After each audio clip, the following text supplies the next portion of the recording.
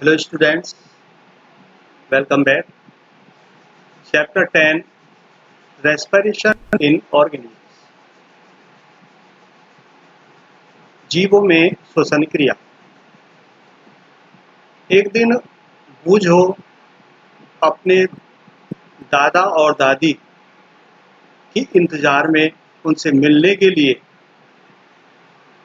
बहुत उत्सुक है क्योंकि उसके दादा दादी 1 वर्ष के बाद शहर आ रहे हैं।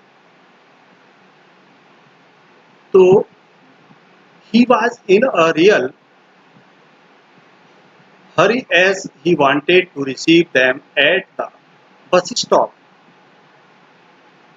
तो वो उनको रिसीव करने के लिए बस स्टॉप पर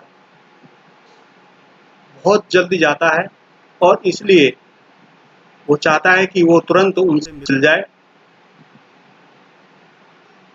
इसलिए वो बस स्टॉप पर कुछ ही मिनटों में पहुंच जाता है और उसकी जो श्वसन है वो बहुत तेजी से हो रही है, बहुत जल्दी जल्दी श्वास ले रहा है। तो his grandmother asked him why he was breathing so fast. उसकी दादी ने उससे पूछा कि तुम इतनी तेजी से क्यों श्वसन कर रहे हो, बहुत तेज क्यों श्वास ले रहे हो। तो बूझो ने उनसे बतलाया कि मैं पूरे रास्ते बहुत तेजी से मतलब दौड़ कर के आया हूँ। But the question got stuck in his mind, लेकिन उसके मस्तिष्क में वो क्वेश्चन घर कर गया और उसको आश्चर्य हुआ कि दौड़ने से एक व्यक्ति के जो श्वास है वो तेज क्यों हो जाती हैं। और इस क्वेश्चन के आंसर के लिए वो हर समय अपने माइंड में उसको दौड़ाता रहा और सोचता रहा कि ऐसा होता क्यों है। तो breathing is a part of respiration. श्वसन क्रिया का जो एक हिस्सा होता है श्वास लेना और निकालना। ठीक है, चलिए अब हम श्वसन क्रिया के विषय में पढ़ते हैं। तो व्हाई डू वी रेस्पायर, हम श्वसन क्यों करते हैं।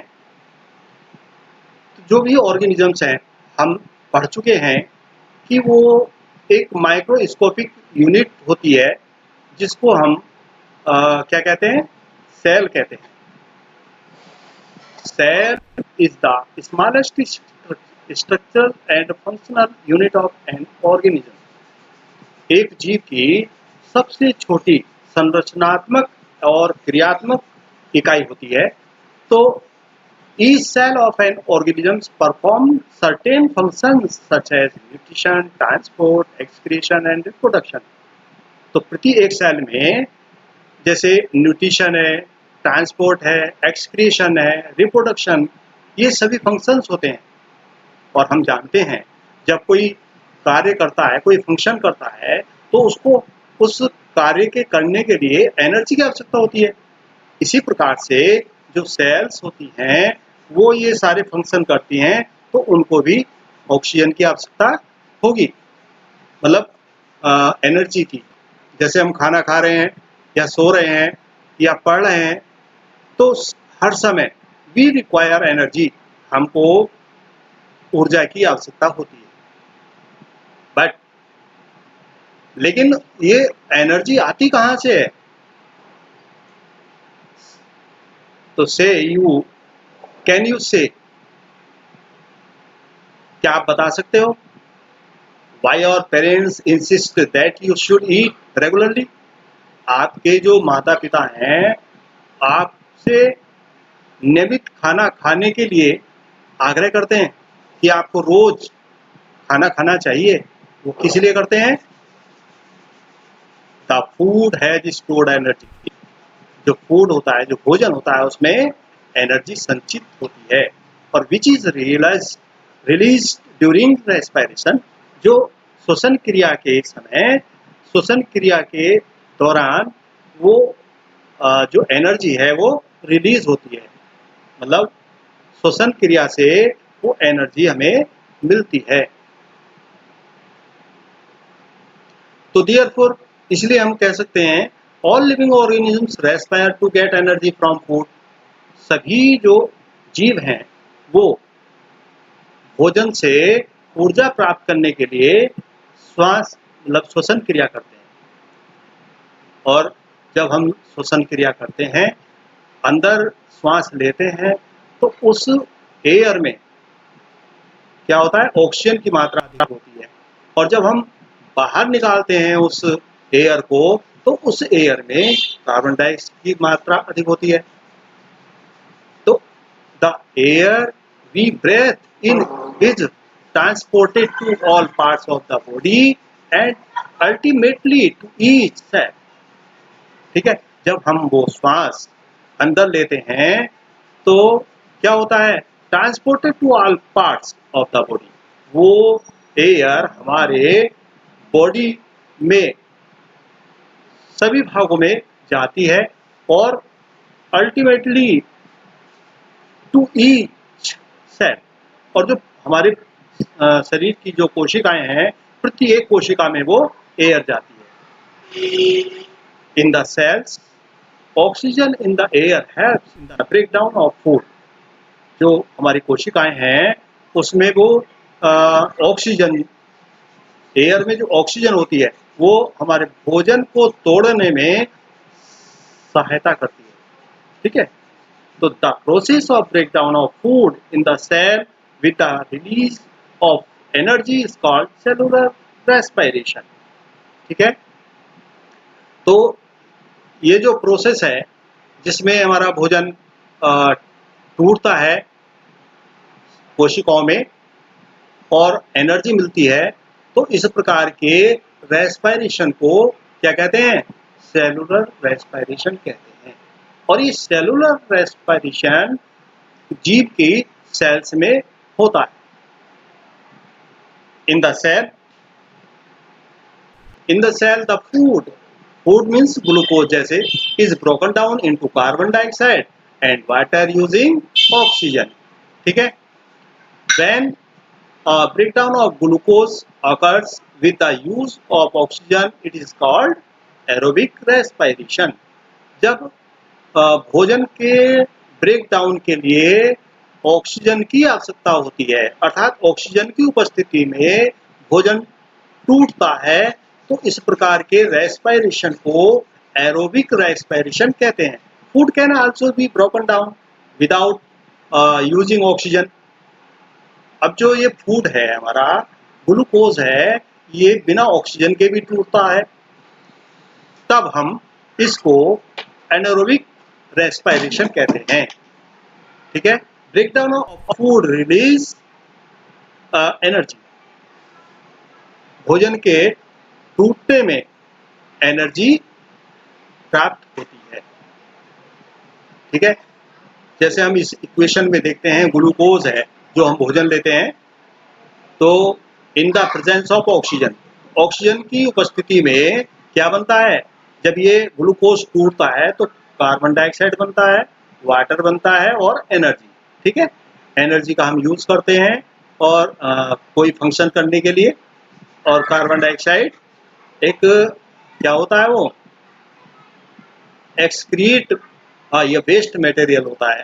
ठीक है, तो ये क्या होता है, फिर वेस्ट मटेरियल को क्या करते हैं, हम एक्सक्रिएट करते हैं, शरीर से बाहर निकालते हैं।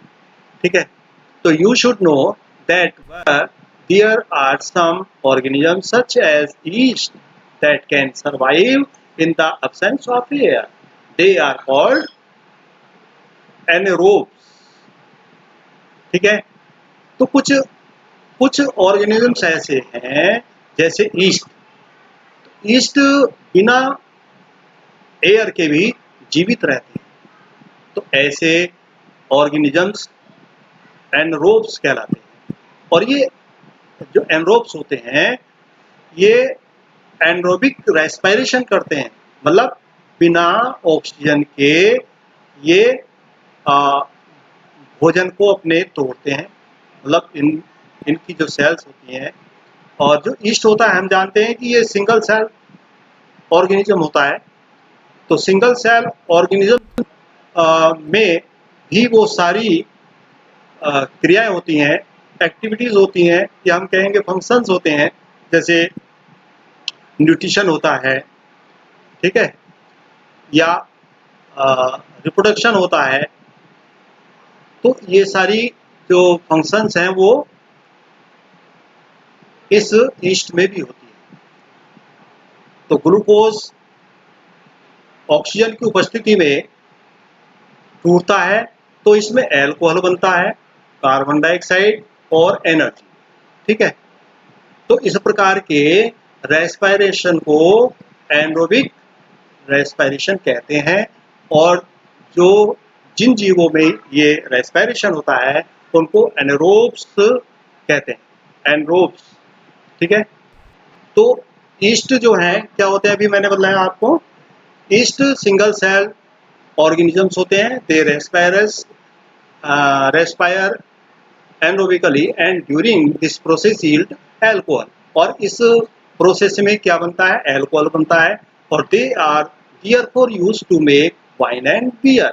तो ये ईस्ट जो है वाइन और बियर बनाने में यूज होते हैं, प्रयोग होते हैं, ठीक है।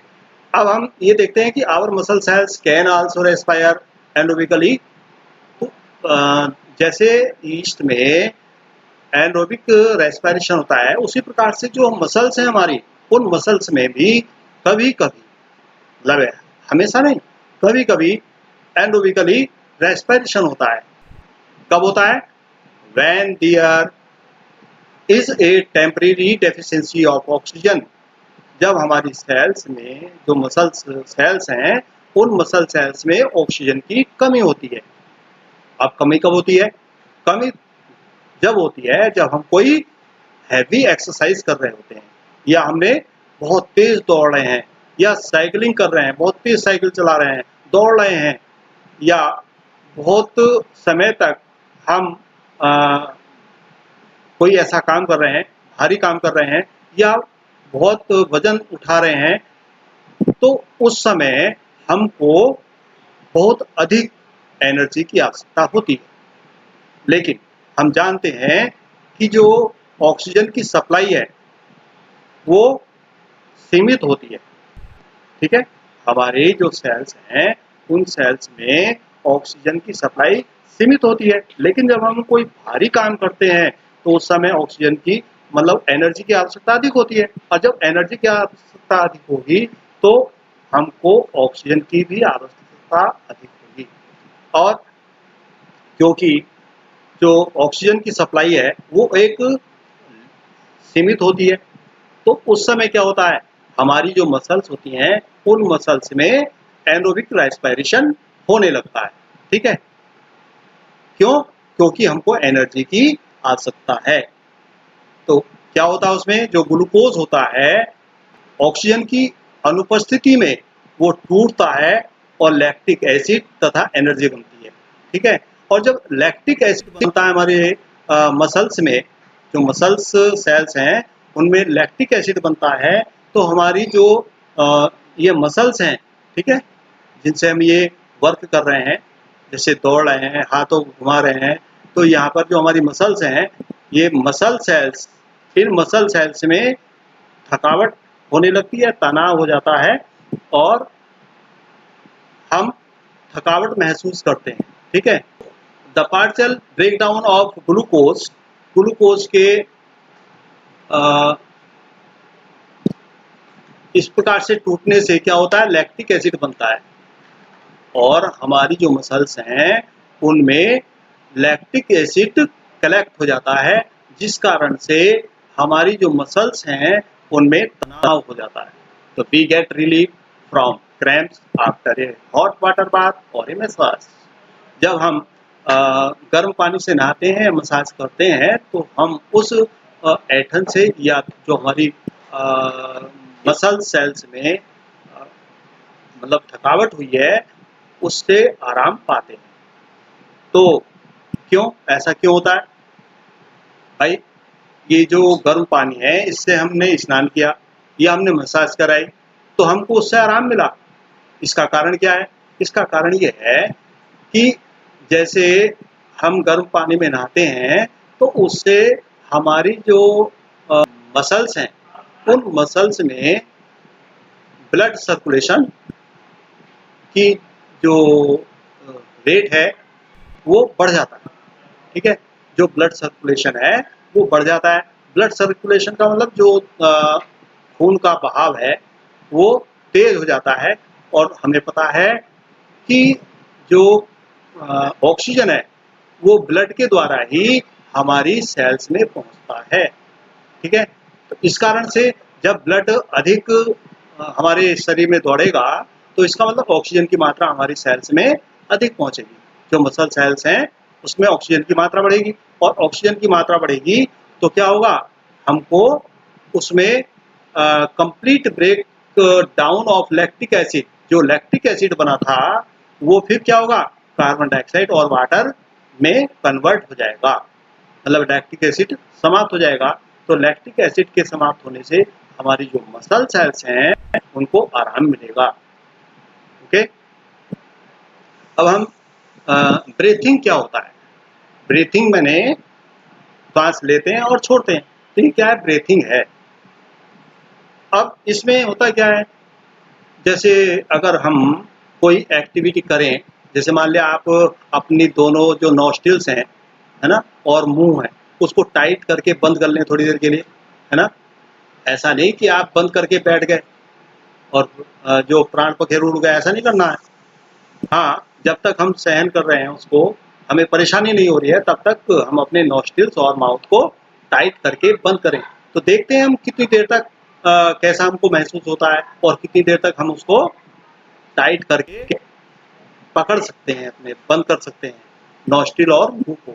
तो हम देखते हैं कि कुछ ही क्षणों के लिए हम अपने नाक को और मुंह को बंद रख सकते हैं। इसका मतलब ये हुआ कि जो breathing means taking in air rich in oxygen and giving out air rich in carbon dioxide with the help of respiratory organs. ठीक है, तो जो ब्रीथिंग है, ब्रीथिंग का मतलब ये होता है जो ऑक्सीजन की मात्रा अधिक होती है एयर में, उसको शरीर के अंदर लेना। जो रेस्पिरेटरी ऑर्गन्स है ना, जो श्वसन अंग हैं, उन श्वसन अंग के द्वारा जिस एयर में ऑक्सीजन अधिक है उसको अंदर लेना, और जिस एयर में कार्बन डाइऑक्साइड मात्रा अधिक है उसको बाहर निकालना, क्या कहलाता है, ब्रीथिंग कहलाता है। ठीक है, तो the taking in of air rich in oxygen into the body is called inhalation, and giving out of air rich in carbon dioxide is known as exhalation. ठीक है, तो ये भी कह सकते हैं हम कि जो एयर जिसमें ऑक्सीजन की मात्रा अधिक होती है और उसको शरीर के अंदर जब हम लेते हैं तो उसके अंदर लेने को इनहेलेशन कहते हैं, और जिस एयर में कार्बन डाइऑक्साइड की मात्रा अधिक होती है उसको बाहर निकालते हैं तो उसको एक्सहेलेशन कहते हैं। ठीक है, क्या कहते हैं, एक्सहेलेशन। तो it is a continuous process. ये जो प्रोसेस है ये एक लगातार प्रोसेस है, लगातार चलती रहती है। चाहे वो ऑर्गेनिज्म पूरे उसके जीवन काल में हर समय ये प्रोसेस चलती रहती है। ठीक है, the number of times a person breathes in a minute is termed as the breathing rate. अब ब्रीथिंग रेट किसे कहते हैं, एक जो कोई भी पर्सन है, कोई भी व्यक्ति है, 1 मिनट के अंदर वो कितनी बार श्वास ले रहा है तो उसको हम ब्रीथिंग रेट कहते हैं। ठीक है, इसमें क्या है, जो इनहेलेशन और एक एक्सहेलेशन।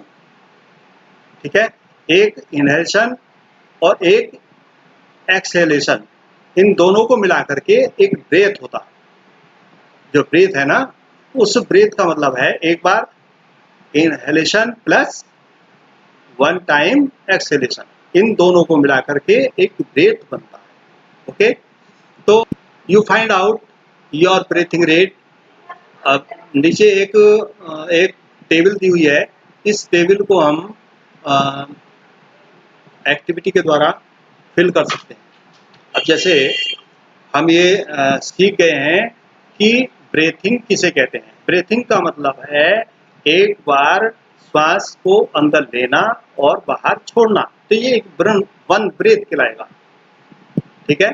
श्वास। अब ये जो नेम ऑफ द क्लासमेट, आपकी क्लास के जो बच्चे हैं, जैसे यहाँ पर एक किसी का नाम लिखा नंबर 2 पर, नंबर 3 पर, नंबर 4 पर, नंबर 5 पर, ऐसे ही आप बहुत सारे नाम लिख सकते हैं और उनकी ये एक्टिविटी कर सकते हैं कि जो नॉर्मल, जैसे हम बैठे हैं नॉर्मली हमारी उस जिसका नाम यहाँ पर लिखा है उसकी ब्रेथ रेट क्या है, ठीक है। तो नॉर्मली जो एक व्यक्ति होता है, वयस्क व्यक्ति, तो वयस्क व्यक्ति की जो ब्रीथिंग रेट होती है रेस्ट के टाइम, वो 15 से और 18 ब्रेथ होती है। मतलब 1 मिनट में 15 to 18 टाइम्स वो ब्रीथिंग करता है, ठीक है।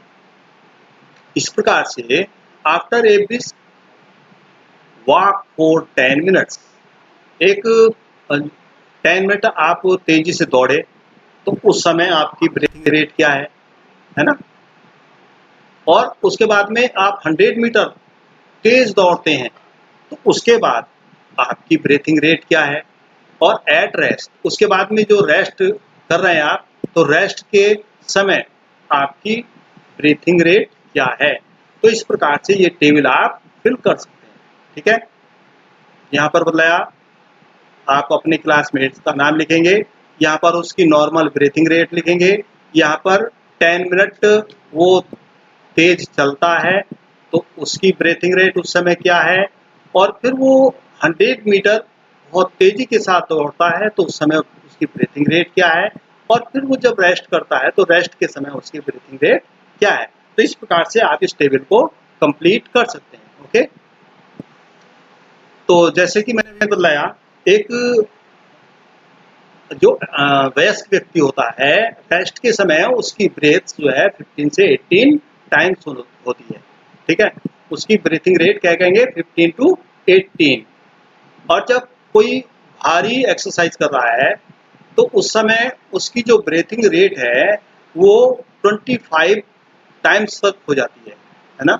1 मिनट में 25 टाइम्स उसकी ब्रेथ हो जाती है। तो इस प्रकार से while we exercise or not only do we breathe fast, ठीक है, we also take deep breaths and thus inhale more oxygen। तो जब हम कोई एक्सरसाइज करते हैं तो हम श्वास ही नहीं लेते, हमको जो है गहरी श्वास लेनी होती है जिससे हमें अधिक मात्रा में ऑक्सीजन मिल जाती है, ठीक है। तो इससे क्या होता है, जो हमारी सेल्स हैं उन सेल्स में ऑक्सीजन की सप्लाई होती है। It speeds up the break down of food and more energy is release. Does this explain why do we feel hungry after a physical activity, ठीक है। तो जैसे हमने अभी सीखा कि जब हम कोई हैवी एक्सरसाइज करते हैं तो उस समय हमारे जो फूड की तोड़ने की प्रक्रिया है उसकी स्पीड बढ़ जाती है और बहुत अधिक एनर्जी की आवश्यकता पड़ती है। लेकिन ऑक्सीजन, उस भोजन को तोड़ने के लिए ऑक्सीजन की आवश्यकता होती है, लेकिन ऑक्सीजन की मात्रा हमारी सेल्स में एक सीमित उसकी सप्लाई होती है, ठीक है। तो इस कारण से हमें उस समय परेशानी महसूस होती है। और इस समय जब हम ज़्यादा कोई हार्ड वर्क करते हैं तो उससे क्या होता है, एनर्जी नष्ट होती है। और एनर्जी नष्ट होती है तो इसका मतलब क्या है, हमको भूख लगती है, ठीक है। एनर्जी किससे मिलती है, फूड से, और फूड वो हमारा यूज हो गया एनर्जी देने के लिए, तो अब हमको फूड की आवश्यकता पड़ेगी। इसका मतलब जब हम फिजिकल एक्टिविटी करते हैं तो फिजिकल एक्टिविटी करने से हमारी भूख बढ़ती है, हमें भूख लगती है, ठीक है। अब ये एक्टिविटी 10.3 दी हुई है, तो इसमें दिखाया हुआ है बहुत सारी एक्टिविटीज दिखाई गई हैं। जैसे ये स्लीपिंग है, है ना। ये वॉशिंग क्लॉथ, कपड़े धुल रही है महिलाएं, और ये जो है रीडिंग कर रहा है, ये लैडर पर चढ़ रहा है, और ये जो है इस प्रकार से स्कीपिंग कर रही है, ठीक है। और ये जो मैन है ये वॉकिंग कर रहा है। देखने से पता लग रहा है कितनी धीरे चल रहा है। तो आपको करना क्या है, आपको इसके अंतर्गत ये देखना है कि किस व्यक्ति की इनमें से सबसे कम ब्रीथिंग रेट है, ठीक है। इसको इंक्रीजिंग सिस्टम में लिखना है, किसकी सबसे कम है, किसकी उससे अधिक है, फिर उससे अधिक है, फिर उससे अधिक है, फिर उससे अधिक है, और सबसे अधिक किसकी ब्रीथिंग रेट है, ठीक है। तो ये आप समझ गए होंगे कि जो हैवी एक्सरसाइज करते हैं उनकी ब्रीथिंग रेट हाई होती है, और जो रेस्ट में रहते हैं उनकी ब्रीथिंग रेट सबसे कम होती है। ओके, तो इसके द्वारा आप इसको इंक्रीजिंग सिस्टम में लिख सकते हैं। अब आगे आता है हाउ डू वी ब्रेथ, हम श्वास क्यों लेते हैं भाई। तो let us now learn about the mechanism of breathing. Normally we take in air through our nostrils. When we inhale air, it passes through our nostrils into the nasal cavity. ठीक है, जब हम नॉर्मली अपने जो नाक के छिद्र होते हैं उसको क्या कहते हैं, नॉस्ट्रिल्स कहते हैं, ठीक है। जो नोज होती है हमारी, उसके जो छिद्र होते हैं उसको क्या बोलते हैं, नॉस्ट्रिल्स। तो जब हम नॉर्मली नॉस्ट्रिल्स में एयर लेते हैं तो ये अंदर आती है हमारे, और ये जो एयर है ये नॉस्ट्रिल्स के द्वारा जो नेजल कैविटी होती है, ठीक है, उस कैविटी में पहुंचती है, और फिर नेजल कैविटी से ये एयर हमारे लंग्स में पहुंचती है थ्रू द विंड पाइप, है ना। जो नॉस्ट्रिल्स हैं, नॉस्ट्रिल्स के बाद नेजल कैविटी है, उसके बाद विंड पाइप है, और विंड पाइप से ये जो एयर है हमारे लंग्स में पहुंच जाती है। Lungs are present in the chest cavity, जो हमारी छाती की गुहा है ना, कैविटी है, खाली जगह है, उसमें ये लंग्स होते हैं, ठीक है। This cavity is surrounded by ribs on the side, है ना। जो साइड्स है हमारी, साइड से ये रिब्स घिरी होती है ना। दिस कैविटी, जो कैविटी है हमारी ये, तो साइड से जो हमारी रिब्स होती है उनसे घिरी होती है। ए लार्ज मस्कुलर शीट, और इसके नीचे एक मस्कुलर शीट होती है ना। मस्कुलर शीट जिसको हम डायफ्राम बोलते हैं, ये जो हमारी चेस्ट होती है और हमारे लंग्स होते हैं, लंग्स के नीचे ये स्थित होती है। Breathing involves the movement of the diaphragm and the rib cage, जो हमारा रिब केस है और डायफ्राम है, ये जो श्वसन क्रिया करते हैं उनकी गतियों में इन्वॉल्व होते हैं। ड्यूरिंग इनहेलेशन, जब हम मतलब श्वास अंदर लेते हैं तो रिब्स मूव अप, हमारी जो पसलियां हैं वो ऊपर उठती हैं, मतलब उसमें ऊपर को गति होती है हमारी पसलियों में। और जब हम श्वास अंदर लेते हैं तो श्वास लेने से हमारी जो पसलियां ऊपर उठती हैं, और डायफ्राम जो होता है, डायफ्राम पसलियों के नीचे होता है, तो वो नीचे की ओर मूव करता है, ठीक है। This movement increase space in our chest cavity and air rushes into the lungs. और इसके नीचे होने से क्या होता है, जो डायफ्राम नीचे हो गया तो हमारी चेस्ट कैविटी है वो खाली हो जाती है, मतलब खाली होने से क्या होता है, उसके अंदर एयर तेजी के साथ आती है, ठीक है। और the lungs get filled with air, जो हमारे लंग्स होते हैं इस कारण से एयर से भर जाते हैं। और फिर ड्यूरिंग एक्सेलेशन, एक्सेलेशन के समय जो रिब्स होती हैं हमारी वो अंदर की ओर को, नीचे की ओर को मूव करती हैं, ठीक है। और डायफ्राम मूव्स अप, ऊपर को मूव करता है, गति ऊपर को करता है, और इससे क्या होता है, जो चेस्ट कैविटी होती है वो उसको धक्का लगता है, वो एयर को जो है बाहर निकाल देती है, लंग्स से बाहर निकाल देती है। तो ये हम डायग्राम देख रहे हैं, इस डायग्राम में ये नेजल पासिस है, ठीक है, ये नॉस्ट्रिल्स है, नॉस्ट्रिल से नेजल पासिस है, और ये उसके बाद में ओरल कैविटी है, ठीक है, और यहाँ पर हम देख रहे हैं ये फेरिंग्स है। फिर ये ट्रेकिया है, ट्रेकिया के अंदर क्या होता है, ये एयर जाती है। यहाँ पर भोजन और श्वास दोनों एक साथ रहते हैं, लेकिन यहाँ पर जो है ये श्वास यहाँ पर जाता है और भोजन यहाँ से अलग चला जाता है, ठीक है। तो इस प्रकार से ये जो श्वास है हमारा, यहाँ पर ट्रेकिया से अंदर आता है, और ये ब्रांचेस है, और ये हमारे लंग्स हैं दोनों साइड में, एक लंग्स ये है और दूसरा लंग्स ये है, ठीक है। ये ब्रांचेस हैं और इसकी थोड़ी ब्रांचेस बन जाती हैं आगे, ठीक है, ये, और ये रिब्स हैं, ये डायफ्राम। तो इस डायफ्राम की इसके अंदर बहुत ज़्यादा उपयोगिता है।